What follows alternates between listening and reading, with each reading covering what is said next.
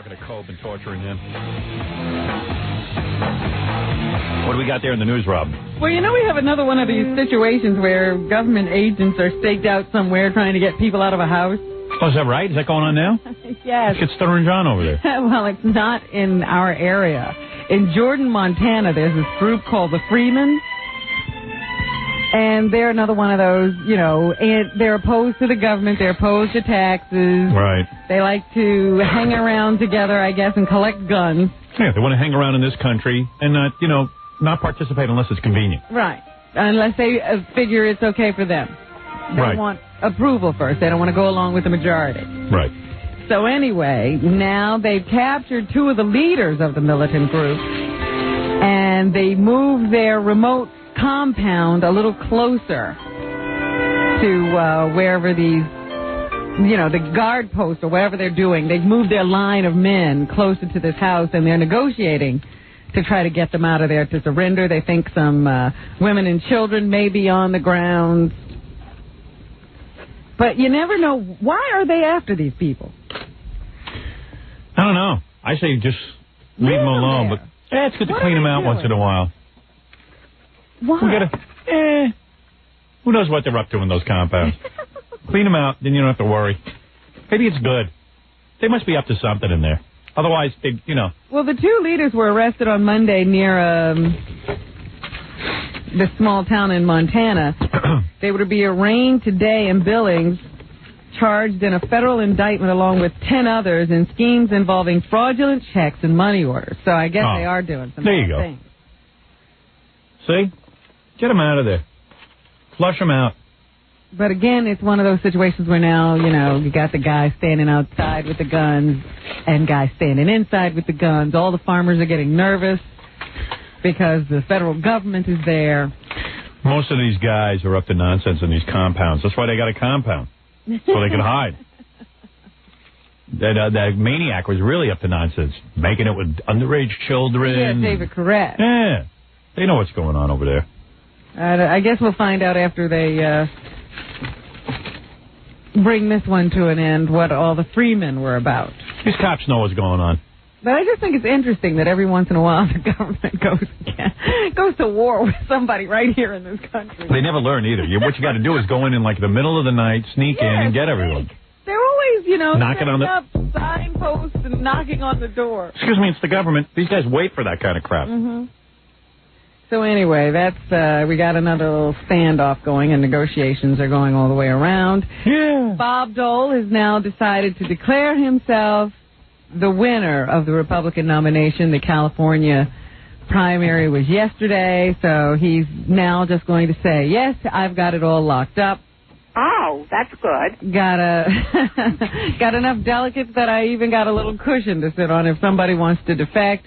So now he's turning his sights away from his Republican rivals and focusing them full square on the President of the United States. Would you say he ran? Would you say that he won single-handedly? I guess you could say that. I say. That's a good one. Thank you. Here is Bob Dole. All right. Battle for America's future is beginning tonight. We're going to carry it all the way to November and defeat Bill Clinton. Did you ever get sick of saying that? I guess not, because he says it everywhere he goes. And he also lets us know who's invited to the party. If you believe we must return as a nation to the traditional family values which have always been the source of our strength, you have a home in this campaign. So what are those traditional family values? Yeah, you know what they are. No abortions. You gotta say prayer in school. All that crap. Ridiculous. What's that got to do with running the country? All the stuff big city folk are against. People down on the farm are for. I just want government to work. Do things for me like balance the budget, which you don't seem to be able to do. Prayer is easy. Okay, just take on one task. Balance the budget. What else is in the news? Way too easy. Here in the city of New York, we are now down one police commissioner. William Bratton made it official yesterday. He is leaving, going to join some private security firm. He and the mayor couldn't get along in the long run, and so he decided after a number of strong hints from City Hall that it was time to go. Yesterday he met with his closest advisors, and they say he broke down in the meeting. Cried? Yeah, as he told them that he was not going to be with them any longer, that he had accepted this new post, and then he held a public press conference and managed to hold back the tears. Oh. So I love these, police officers really love their jobs. They cry when they have to leave. Well, they're not in it for the money. We know that. Yeah, I guess so. Unless you can, cop some coke on the side or something. Hey, what? I don't understand something. What? This guy, Willie Bratton, I never follow this stuff. How come him and Giuliani don't get along? I think the mayor wants to be the star. Oh, and Bratton is... And Bratton had a very high profile. Really? He wasn't sort of one of these laid-back kind of characters who didn't make a lot of waves. He was just as prominent. Well, I know his name as well as I know Mayor Giuliani. No. I just think it's an ego thing. And you don't know anybody else's in the administration. Do you notice that? Yeah. I don't know anyone else's. That's right. And except for Joseph Schwartz. Who's that? Secretary of Interior. Oh, this is ridiculous. I'm just trying to seem smart. And that seems to be the way Rudolph Giuliani likes it. He likes only to be the only guy. Right. The queen. So you think it's just a clash of egos, not that the guy did it? That's all it was, yeah, because, they actually did a good job together, and he didn't have any complaints about the guy's work ethic or the way he ran the department. He just didn't like the fact that, so he started to look at everything he did. The guy got a $350,000 book deal. Giuliani says, send that over. We have to see if there's any conflict of interest. I see. That kind of thing. Nitpicky kind of thing. Two New Yorkers. Yeah. Yeah. Homeless is what, Fred? Please? What? Anyway, speaking of police officers, on the other side of the roster, police officer Peter Del Debbio will have to wait until sometime in May 22nd, to find out what his actual fate will be after being convicted of second-degree assault yesterday in the friendly fire shooting of another police officer. This is a very sad story where a white officer who was called or decided to get involved when he heard that a gunman was loose in one of the subways. He went down, saw a black man crouched, standing there holding a gun, and he decided to take action. Right. That other person happened to be an undercover police officer, but he didn't identify himself, and he wasn't wearing the color of the day. There was no way of determining that he was a police officer when he had been told there was a man in the subway with a gun, and he shot him. Guy was innocent. Even the other cop, the black cop, said the guy was innocent. And then all of a sudden, got a lawyer in the... Well, actually, he said, hey, it could have happened to anyone. Right. However, the jury determined that Officer Del Debbio was trying to cover up. He had an incredible story. They thought he did very poorly on the witness stand. It's not about... this Officer Del Debbio is just an average, everyday working guy. One alternate juror had the nerve to say she believed that Del Debbio shouldn't have closed his eyes while firing at the other police officer. I would like to see this woman do ever fire a gun? It's almost and impossible. See how, when you're in a situation like that, you're chasing people who are possibly dangerous. With guns in their hands. And you're not, you know exactly how you would react. Yeah. You wouldn't close your eyes. Being a cop is impossible, and we make it tougher every day. And I can almost guess that this is a racial thing. I don't know what the jury always denies that. I would like to know the racial makeup of the jury because, yes, a white cop shot another black cop. The guy wasn't wearing the colors he was supposed to be wearing. He was undercover. All I know is the jury forewoman's name was Yelena Ravenstein, or Ravenstein, however. Well, that sounds like a Jewish name to me. Yeah. Maybe it's a black woman married to a Jew. That's the only thing I can figure it. I don't know. It's just very, very strange. No cop wants to shoot another cop. Why would a cop want to end his life? What money? Is there a motive? He doesn't want to shoot another cop. The guy comes running at him with a gun. He doesn't say I'm an officer. He doesn't say anything. Well, Robinson, on his behalf, says the reason he never identified himself as a cop is because he didn't see Del Debbio coming. He also was in the subway looking for the perpetrator that they were both after. I don't know, man. It's pretty bad. The city's getting worse. Well, here is a guy from the Police Officers Union who says, this is a sad verdict for all involved. This is Lou Matarazzo? Yeah, Lou Matarazzo, Robin. This conviction is going to place a chilling effect on police officers who are off duty taking action. Yeah, because Officer Del Debbio was off duty at the time he decided to get involved. Right. Now these guys are just going to look the other way. I don't blame them. So in the long run, we're all less safe. Now the guy's life is ruined, and he can even do jail time. He's automatically fired from the police force. Jesus. So and wrong. He could get jail time. Wow. Gee whiz. For being a hero. Man. Well, the prosecution said that was wrong. That was a part of their defense, that he was running down into the subway to become some kind of Rambo-type hero. Yeah, Rambo. He's a cop. That's what he's supposed to do. He hears people in trouble. I don't know how a police officer does his job at all these days. What are you supposed to do? I wouldn't do it. It's a thankless, heartless city. And no matter what you do, you're wrong. Yeah. Sucks. Feel bad for the guy. Hey, here's some dude from Long Island. He knows, going back to that first story you did? Yeah. He knows all those folks in Montana. The Freemans? Yeah. Dude, you know them? Hello, Howard? Yeah. Yeah, my brother-in-law is kind of like in with those guys. Yeah, good luck. Is he in that house? No, he's right on the outside. He can see the truck. Yeah. And I don't know if there's been any shots fired. I haven't heard anything, but I know the guys got a lot of guns in there. Yeah, well, I don't know, you know.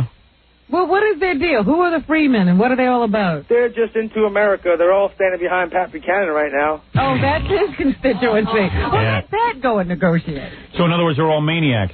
Well, I know my sister married Gary, and he lives right on the property. They've been trying to get me to join in with them, but I'm not so sure. You know, I'm not into the guns and stuff. Yeah. Well, are they going to war with the government or something? They don't want to be any part of the government. Dude, don't join in with them, man. You're gonna be in some house somewhere getting your ass blown up by the Fed. Well, I almost went out there last week. Yeah, use your head. Kidding. You would have been in this thing. You know those guys are up to nonsense. Yeah, all those guys are. All them colts good are. guys that they got. There's not a lot of kids. Yeah, they're I good know guys until something happens. There's Justin and there's Kelly and Maria. They're friends. They might be in the house. Yeah, and they ought to walk out with their hands up and let the cops prosecute them. What do you think they should do now that the police are there saying you got to come out? They're not going to do anything. They're going to sit there and hide in the house and make matters worse. They got a bunker underneath the house. Oh, boy. I have a bunker. I can't laugh. All right, dude, thanks. Oh, listen, and they have a motto. It's called Fa Fa Flunky. Thank you. A crank call. I don't know.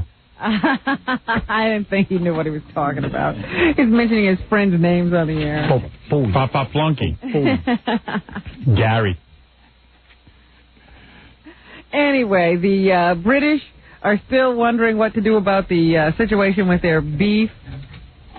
They have this thing over there called mad cow disease. Yeah. It's supposed to be absolutely fatal to humans, but they really don't know how it's transmitted.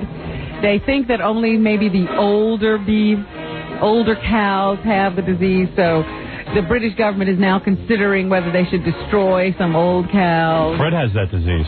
And get rid of them so that they won't ruin their beef industry. Lucky Fred isn't human. He can't be touched by mad cow disease. And the European Council is thinking of banning all beef imports from Great Britain until they get this whole situation straightened out. So, I don't know. Every day you hear more about mad cow disease. We haven't imported any British beef here for something like 8 years or 9 years. But they do say anybody who has traveled to Great Britain in the past 8 years. I really can't. Wait a minute. Hey, hold on, dude. If you've traveled to Britain within the last 8 years or so, you should be worried about mad cow disease if you ate beef while you were there. Yeah, we don't eat beef. So you're going to get some beef, though, aren't you, from Chris Darden? I don't know any. I'm not a meat eater. Aren't you getting the hot beef injection from him? I hope that's not British beef. Hey, dude, what's your problem? My problem's with you, Birdface. Sweet. Now, see, listen. Who are you talking to, Fred? No, I'm talking to you. Listen, bull crap. Bull crap. Bull crap. Right.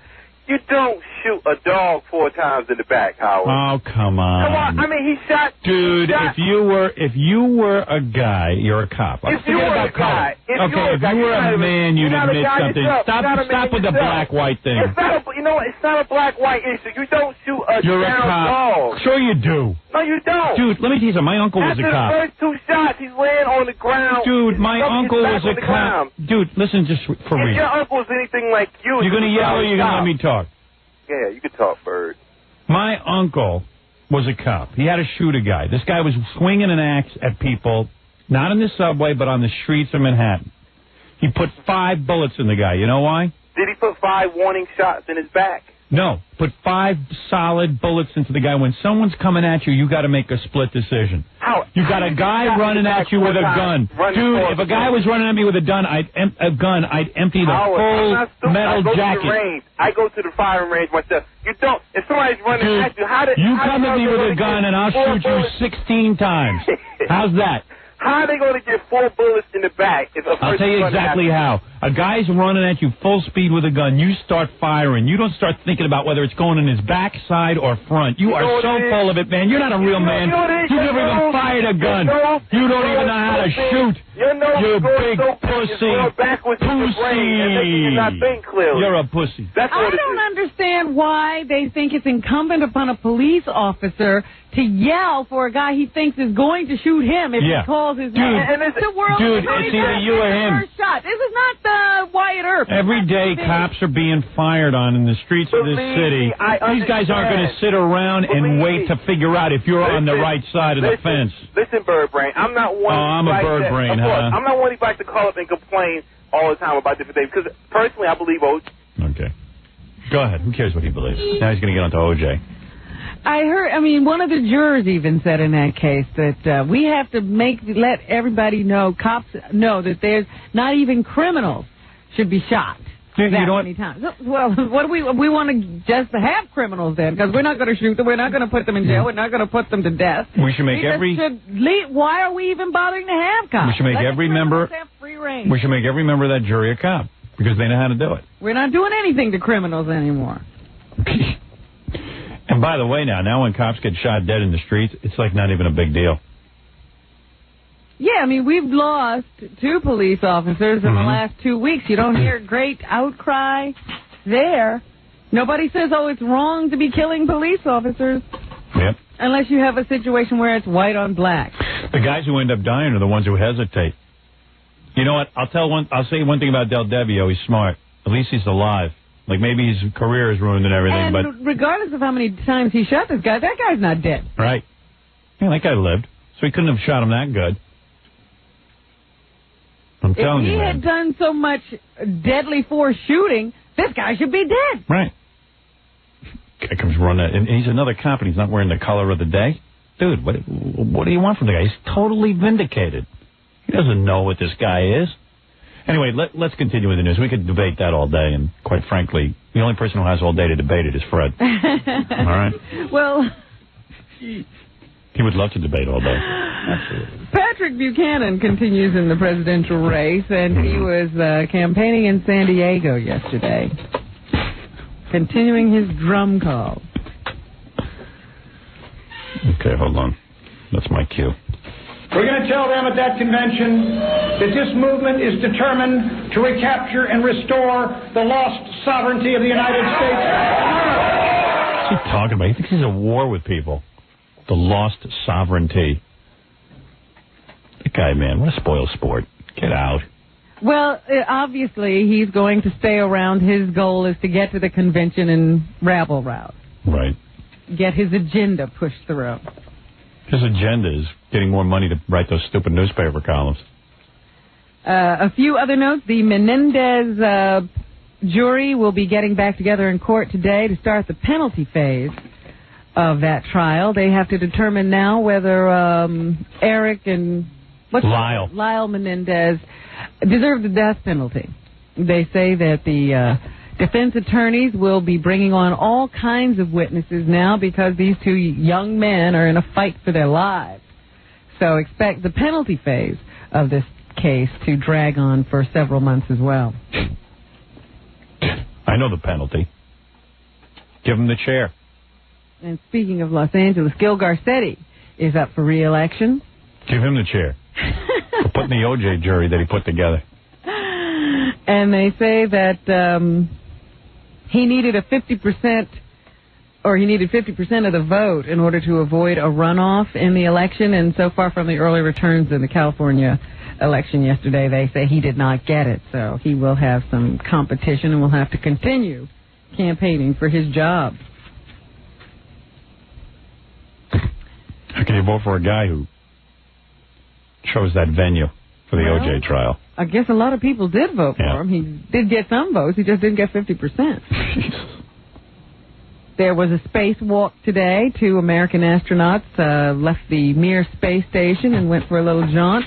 I don't care. Do you think I care? Sorry, but they did, and it's the first time that's ever occurred, with Americans anyway. The Heidi Von Pelt, the woman who had the affair from her wheelchair with Ray Liotta, the actor. Yeah. She has a book out now. We interviewed Heidi a few weeks ago, and she says that she and Ray have remained very close, and that someday they could get back together. Really? She plans to be up and walking in about a year. Well, keep dreaming, honey. I said, I don't know where she got that impression, but that's what she's telling people when she's being interviewed for her new book. We talked to Ray. He didn't mention anything about getting back together with you, Heidi. Well, maybe Heidi knows something we don't. Right. I told you already that Demi Moore says Barbara Walters didn't show everything on that special interview they did the other day. She says Barbara got a lot looser and did go to a club with her and then admitted that she went home and stripped for herself. And then flailed around on the floor naked because her worms made her itch. And Angela Lansbury is ending Murder, She Wrote after 12 seasons. I can't believe I missed it. I wish they'd keep it on another year so maybe I could get into it. Actually, I don't think Angela's ending it. I think CBS is. Yeah. But she was the one who for years kept saying, I think I'll end it in order to get a higher salary. Right. And now that they're tired of it, she only complains. You know, she complains about them moving the time slot. She complains about everything. But now it's over. The final chapter has been written. The last episode will be shown on May 19th. I'm honored to say that I never watched one of them. Me too. I've never seen one. And I won't even watch the reruns. Nor will I. It's a solemn promise. Any of those shows. Quincy, Jane, the Medicine Woman. Don't watch them, any of them. I've never watched that either. Yeah. Quincy Jane, the Medicine Woman. Whatever that is. Jane Seymour won't even unbutton the top button on her shirt. Oh, so you have watched a little. Nah, I seen the commercial. It's enough. I know already. She thinks she's a pilgrim. Anything else, Robin? That's what's happening. Let me remind you about Rainforest concert coming up April 12th at Carnegie Hall featuring Sting, Elton John. That must be sold out already, is it?